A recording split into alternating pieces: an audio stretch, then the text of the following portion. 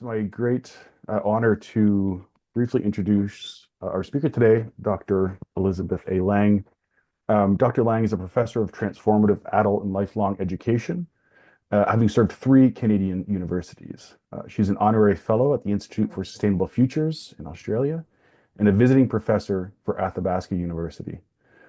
Dr. Lange's latest book is Transformative Sustainability Education by Earthscan, Routledge, and she's the co-chair of the Fireweed Learning Commons. I'll put a link to that in the chat in a second, on Vancouver Island, dedicated to community climate education. So Dr. Lange, thanks so much for being here today, and I'll turn it over to you now. Thank you very much, Michael, Hillary, and Sarah for inviting me and for doing all the coordination work today. I'm really honored to be with you. And I would like to thank everyone who's just taking the time out of a busy day to be here and share this time together.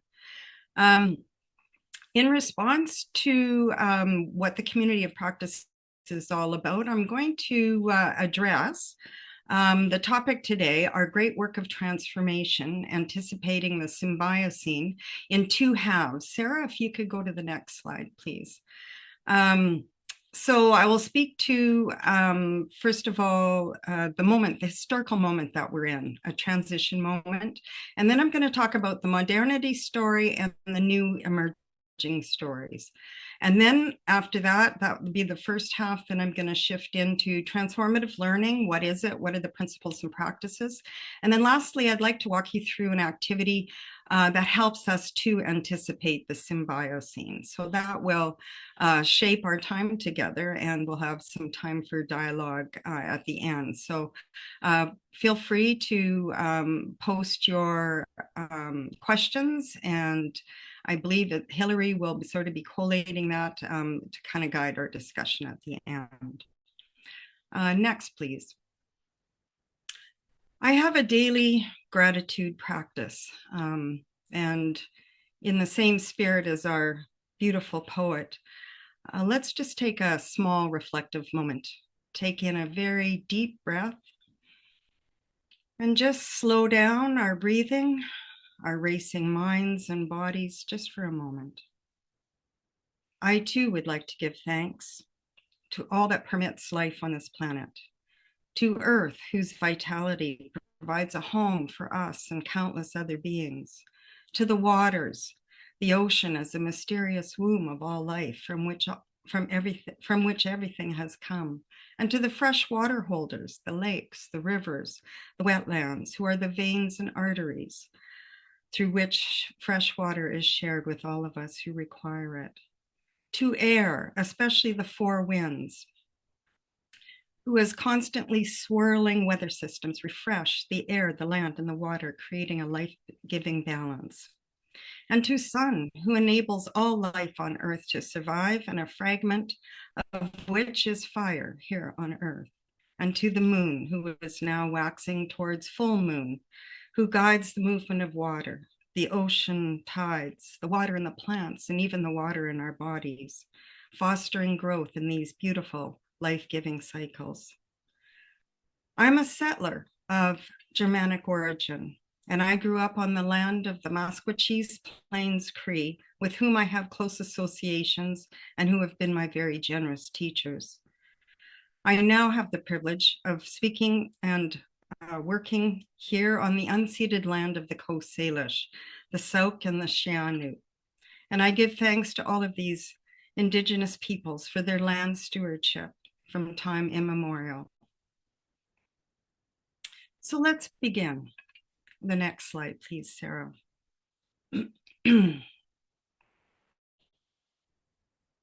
One of our important tasks as scholars and educators is to really name the historical moment that we're in. We're in a transition moment, an existential moment for humanity. And in the midst of this polycrisis of emerging issues, all of us alive today are the transitional generations. Next, please.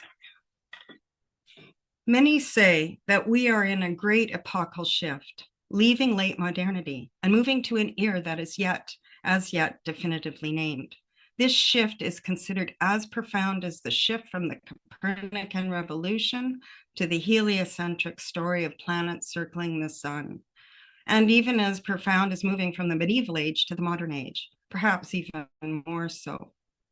Next, please.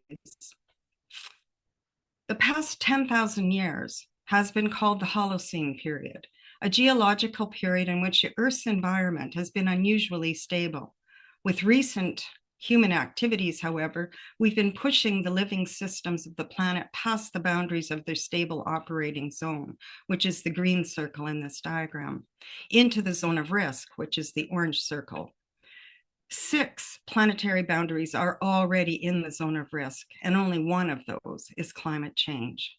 So I think it's clear that 8 billion of us have become a biophysical force that's changing the composition and operation of the planet, which is now informally called the Anthropocene era. So we are in a decisive decade for transforming human activities to avert worst-case scenarios.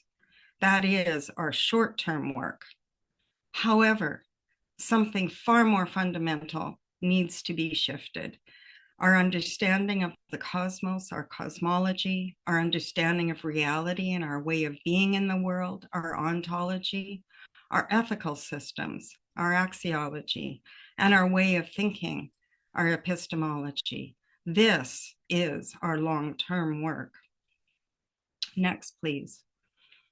So we are our stories, as many scholars would say, and our big stories, our collective stories are starting to shift. And so I'd like to share with you some of that now. Next, please, Sarah. We can say that we've been in Western civilization since classical Greece, so 2,500 years. We've been in the modern era for, let's say, 600 to 800 years, when this was painted by Michelangelo in the Sistine Chapel during the Renaissance. We've been in the industrial era for about 300 years. And it's over this historical arc, 3 core themes have come to comprise our modern story.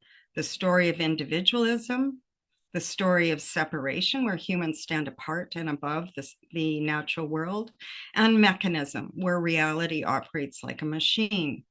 This constellation of ideas also includes the ideas of patriarchy and imperialism, humanism and human dominion, scientism and rationality, democracy and the nation state, liberation and human rights, capitalism and industrial extractivism. Despite all the gifts of modernity, this constellation of ideas has ruptured our relations with our bodies, our emotions, with wisdom, with skillful means for being in community together, and our ability to relate to an alive Earth.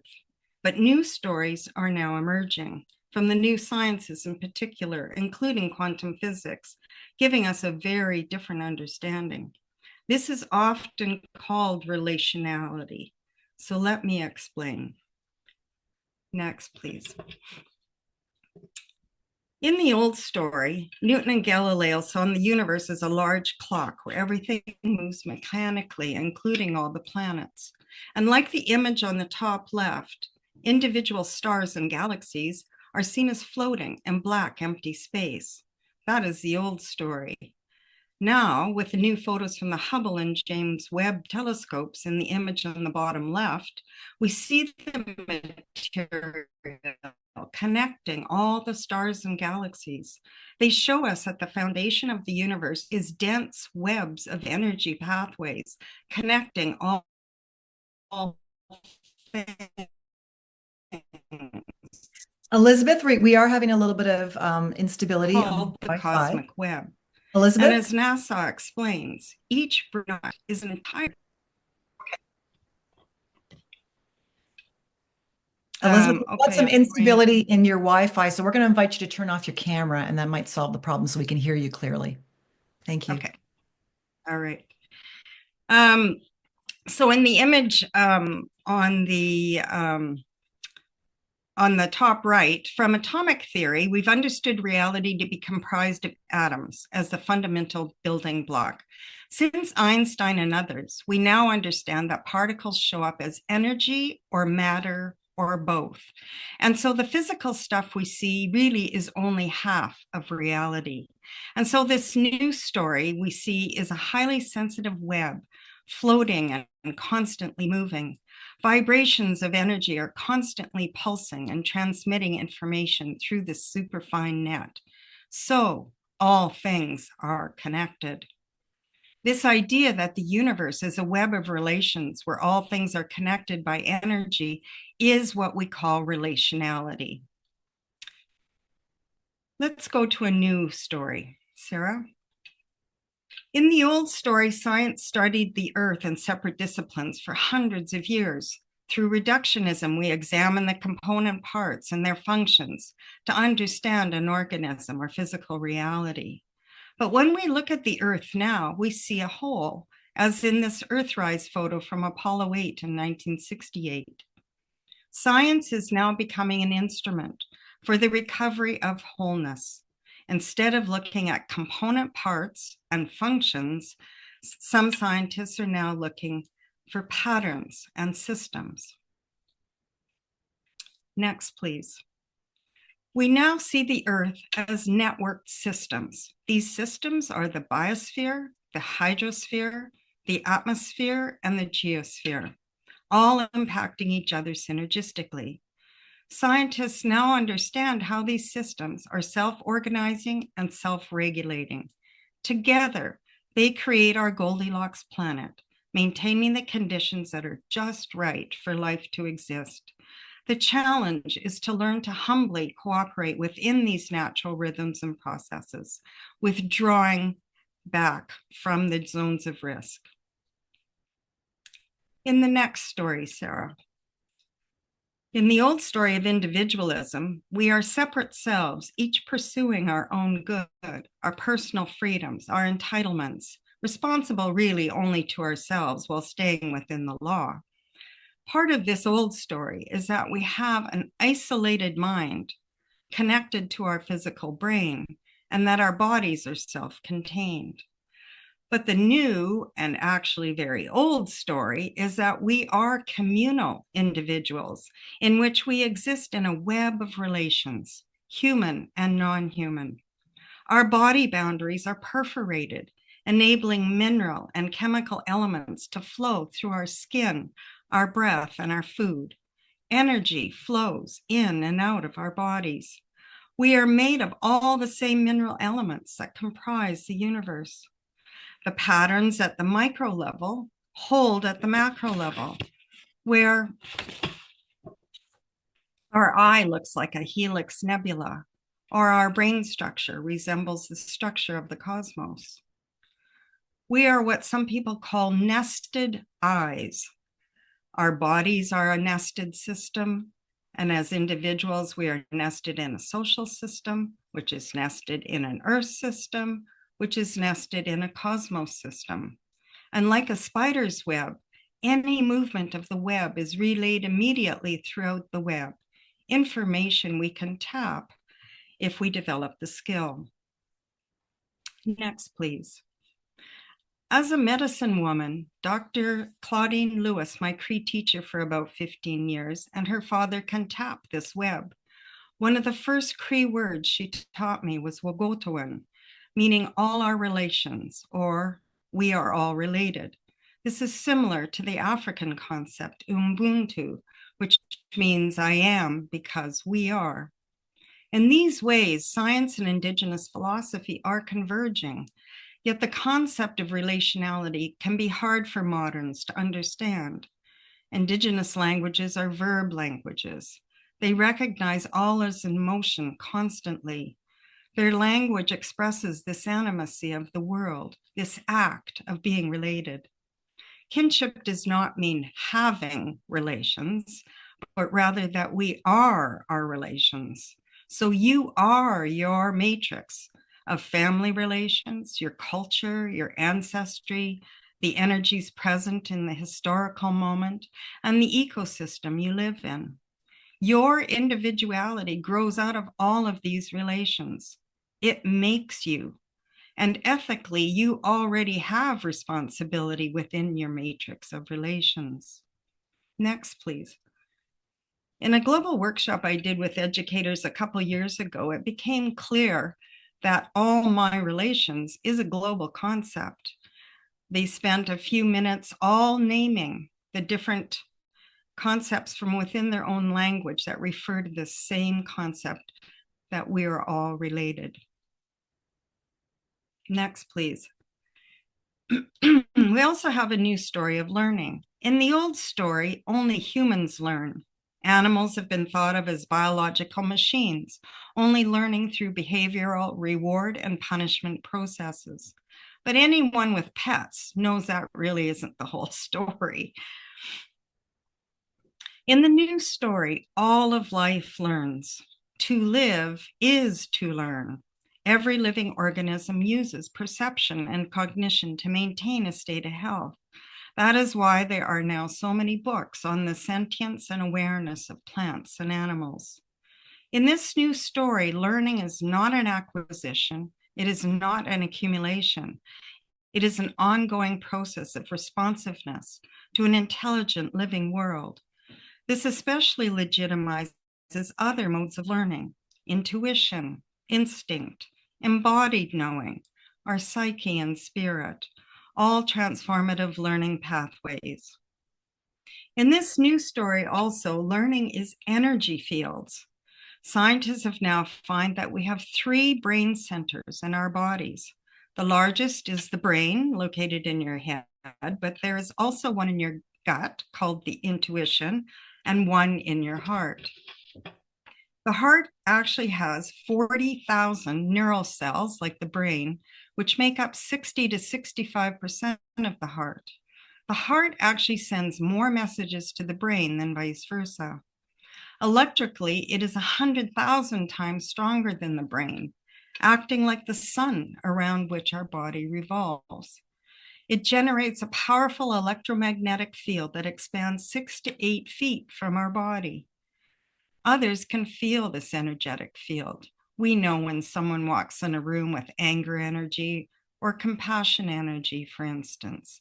So this energy field then transmits information. Also in this new story of learning, consciousness exists in the in-between the mind and body. And this consciousness is a relation, not a thing. Groups of beings also have an energy field, which can be in sync, coherent and therefore powerful, or incoherent, out of sync and weak, whether it's a partnership of 2 people, a family, a community, or a room of learners.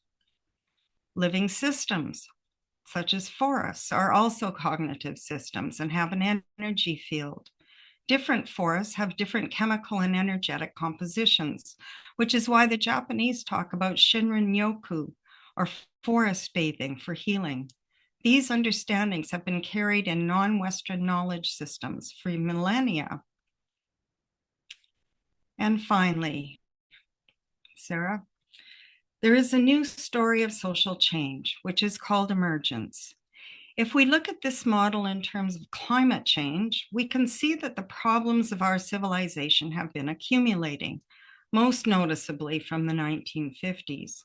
And we've had multiple windows to make decisions for change. And I always think about the 1970s, when the oil crisis prompted energy efficiency with tons of new designs of cars and homes, which unfortunately did not last. Now, of course, we're reaching the chaos point, illustrated by the planetary zones of risk. But we have a number of possible futures. Our society may not be able to execute the necessary changes in which there could be a complete breakdown or collapse, well dramatized, of course, in Hollywood movies such as Mad Max. But we actually have a number of pathways open to us where we could break through into a higher level of self-organization, which would be a healthier and more mature civilization. We may be alarmed by what is going on around us. Who could not be? When we have a crisis in our own lives, we stop living habitually and we start to reassess the assumptions not working for us. This frees up energy to try something new.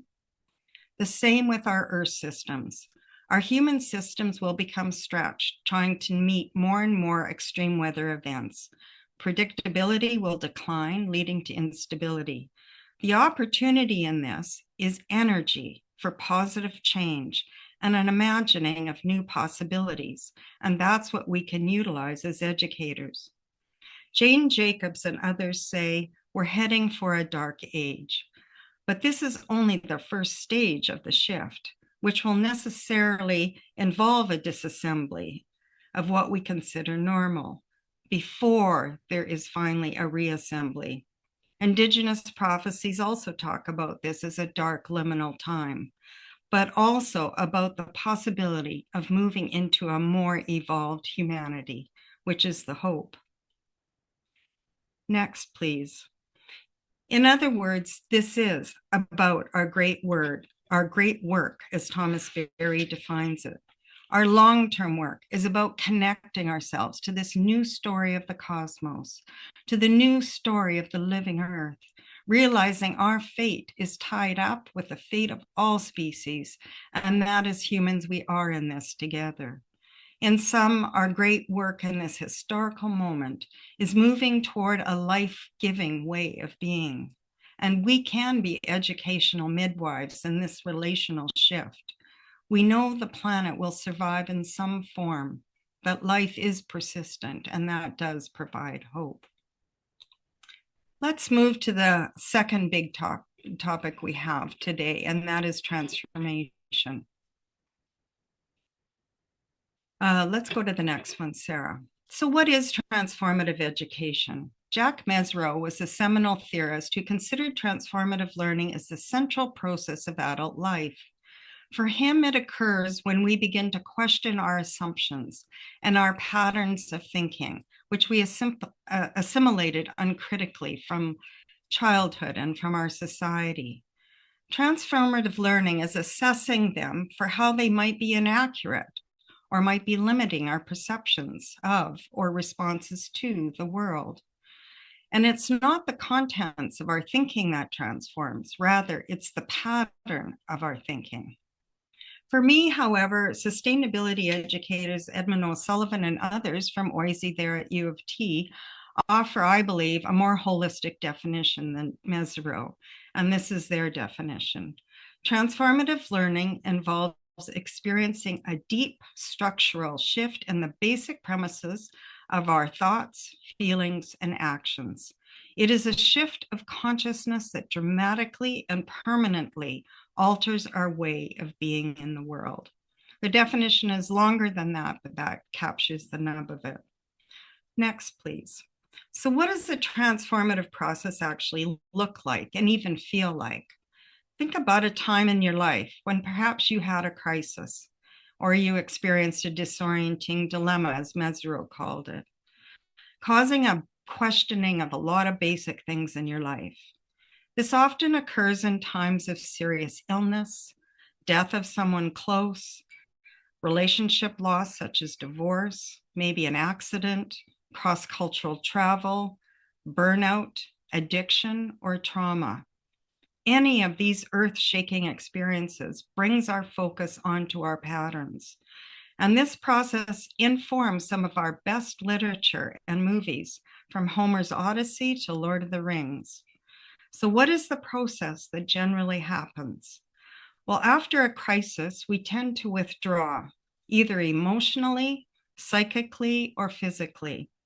And we enter into what is called liminal space, where we take the time to really stand back and examine our beliefs and perceptions. We dialogue with others. We're looking for other interpretive frameworks to help us gain a deeper, perhaps more critical understanding of the moment we're in. We do a lot of unlearning of things that aren't working for us, and we learn new things that actually will work for us. And in the deepest crises, we may feel a disassembly where we're simply falling apart.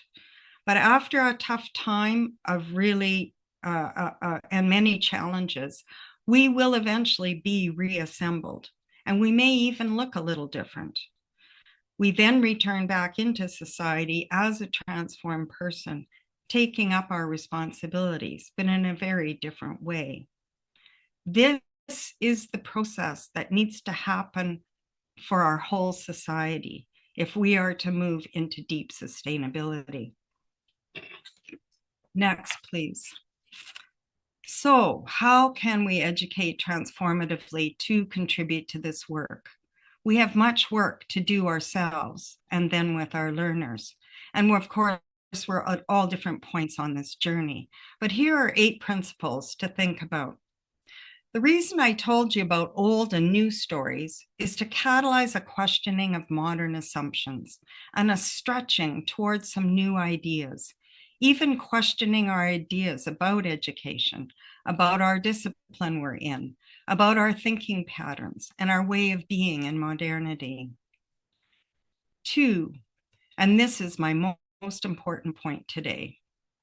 In my view, transformative learning is not about transforming individuals. It is about transforming relations. We start with the relations that people are embedded in, and I'll talk about this more in just a minute. 3, some of our hardest work is the unlearning work, especially what I call composting all the ways we operate on the assumption of separation daily. Number 4, it is learning and relearning. We are deeply fragmented beings who need to move towards new ways of being, integrative of mind, body, and spirit. Integrative thinking is right brain, not left brain, and it uses art, dance, music, poetry, and dream work to find this integration and a different way of being human.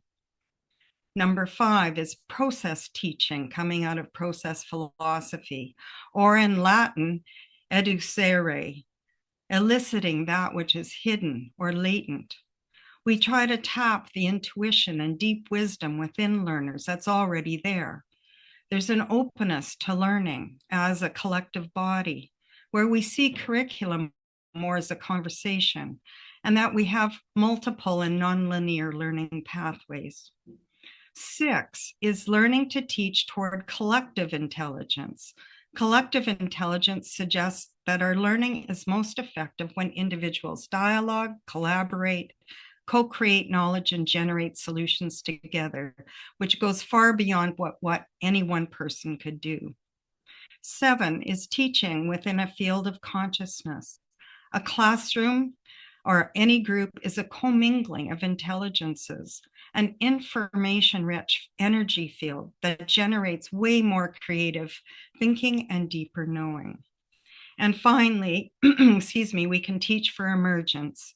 Emergence is the process by which all the small actions that we do create broader systemic shifts.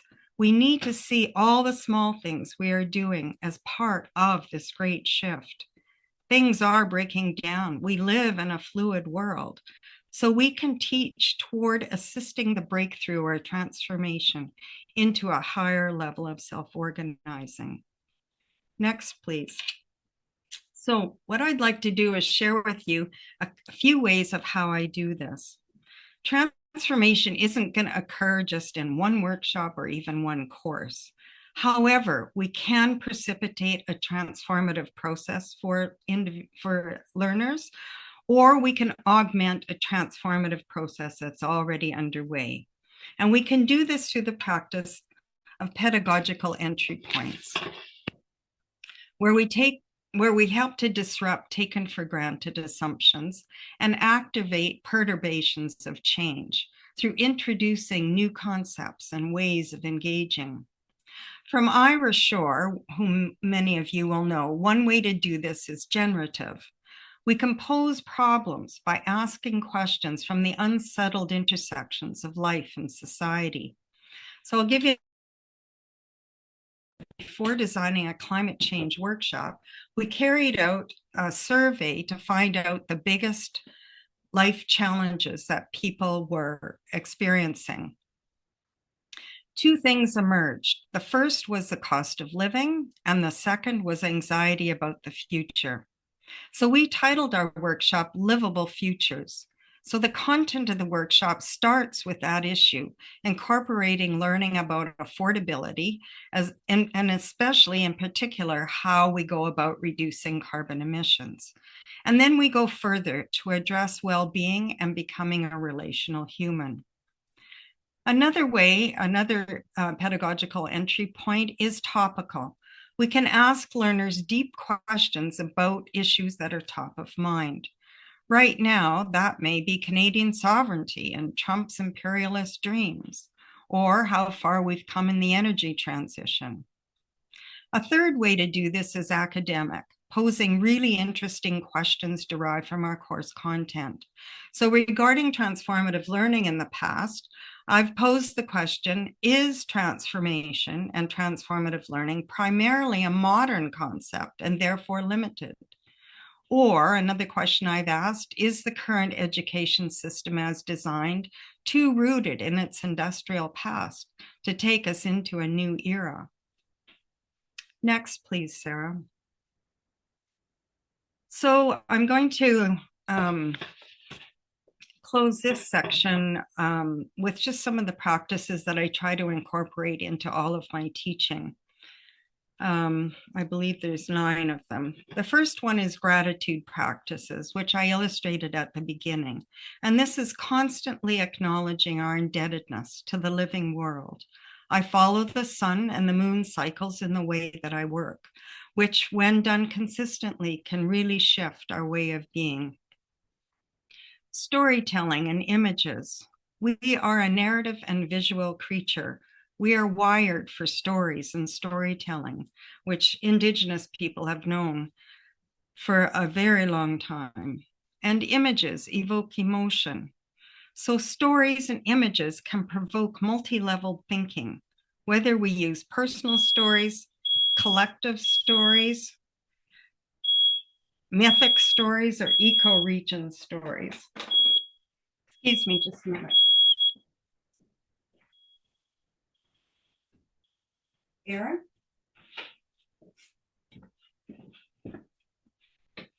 Sorry about that. And the third one then is composting separation, including a historical understanding where we recount where we've come historically, where we came from so that we know where we're going. It is breaking down and unlearning separation and learning relationality. The other thing I use is embodied practices to help us reconnect to our bodies, relearning sensory knowing. Using breath work and using hand work can enhance our learning in manifold ways. Kinship practices facilitate reconnecting to the living world. We can learn to feel and hear the intelligibility of different lands, species, and forces. We can develop intuitive knowing, and we can learn to practice hospitality in our homes. Energy practices are learning to feel the energy in a room, a group, with an individual, and working from that knowledge. It is using more compassion energy. It is a slowing down energy. Ecological literacy is teaching the science behind our very clever world, no matter what discipline you're in, provoking awe and wonder. It is learning the 9 planetary boundaries and the donut economics to stay within them. It is learning all about your ecoregion. Systems and transdisciplinary thinking illustrates how and what relations connect things. And finally, wisdom practices. If we are to evolve as humans, we need to live out of our highest qualities, learning the skills for commoning. It is living rooted in a sense of spirituality where we feel connected to something much bigger than ourselves. And it is once again valuing aging and maturation. Next, please, Sarah. My book collates most of this thinking together in one place, but also on my website, there's a teaching resources section with a number of activities you're welcome to download and use. The first half of this presentation has already been published in an article called Composting Modernity, and I welcome you to find that. I'll also be teaching a new course at Athabasca University based on my course called Transformative Approaches to Sustainability Education for anyone who's interested. I think it'll probably run either in September or January. So finally, the last little section of my presentation, anticipating the Symbiocene. Let's talk about an activity that can help people do that. Next, please. Glenn Albrecht, in his 2019 book called Earth Emotions, coined the term Symbiocene to mean when human habitation is in symbiosis, or rather harmony and companionship with all other beings and processes in mutually life-giving ways. In other words, it is learning to be kin. So how I do this, next please, Sarah, is to invite people to draw a map of their kinship relations. So we don't have time to do that today, which would have been wonderful, but I invite you to do this on your own. We're just using lines and stick figures. You draw a map of your key landforms, major water bodies, and bioregion. So for me, I was born and grew up in Alberta, was there for 50 years. It's where my grandparents originally settled. And the ecoregion is the aspen parkland with aspen trees, which are the transition zone between the short and tall grass prairie and the boreal forest. Originating in the Rocky Mountains, the Columbia ice fields, the North and South Saskatchewan rivers ribbon through the province, fed by many lakes and wetlands, which is my drinking water. Then I asked people to add markers for their home and other special places, their drinking water, their major foodstuffs, the key industries, and even to add the birds there, the familiar trees and the plants. So I have 3 areas noted here in my drawing where the bones of my ancestors are buried in and around 50 kilometers of Edmonton. The dominant activity of my forebears was prairie mixed farming, grain, dairy, and beef on #1 black soils. Much of our fruit came over the Rockies from the Okanagan. But later, especially by the time I started my life, oil roads and derricks, and then the Fort McMurray oil sands dominated the landscape and much of our social systems. In southern Alberta, the buffalo and then cattle ranching predominated. Now, I've not developed this further, but I want to show you an Indigenous example of this. Sarah, if you could go to the next. An Indigenous way of illustrating kin relations comes to us from Anishinaabe Norval Morrisseau. So their way of perceiving reality is a relationing way, and he's been called the Picasso of the North because he shows this relational nature of all things by connecting all elements and figures in the painting by lines of power. Norval explained he was trying to bring out the Indigenous in each viewer to help you understand that all things are sacred and all things are interconnected in a whole. The human, the non-human, the material and non-material are constantly being enacted in constant transformation. And in this painting, we conjure our own spirit. He shows the vital importance of rivers as movement corridors, as well as the life-giving relations between the loon, the fish, and the mammals. 2 human figures are holding rattles, calling the spirits of the unseen world, of specific beings, the ancestors, and their own spirits. Next, please. So what I ask people to do after they write out their, or after they draw out their kinship map is to write out a short introduction to themselves. How we greet and introduce ourselves in society says a lot about our society. So I then ask people to write out an introduction of yourself by your kin. So my example is this. I am Elizabeth Lange. I am the Columbia ice-filled glaciers whose waters run in my veins. I am the oxygen of the boreal forest inflating my lungs. I am the minerals of the rich black soils that have grown the veggies in my grandmother's, mother's, and now my garden. I am the wind fluttering the aspen leaves. I am the land who whispers ancient stories in my dreams and vibrates my cells. I am the universe being a human. This is not anthropomorphism. This is fact. Next, please, Sarah. In closing, we need to practice active hope, especially as educators. We can educate for hope, knitting hope like this young Ukrainian artist encourages. As Czech Václav Havel has said, hope is a dimension of the spirit. Hope is not the conviction that something will turn out well, but the certainty that something makes sense, regardless of how it turns out. We cannot know in these days how things are going to unfold, but we can anticipate and walk toward that which we hope, a Symbiocene era. And with that, I would like to close and turn it over to, I think, Hillary. Next slide, please, Sarah. I welcome your questions, insights, discussion in the remaining time. And thank you very much.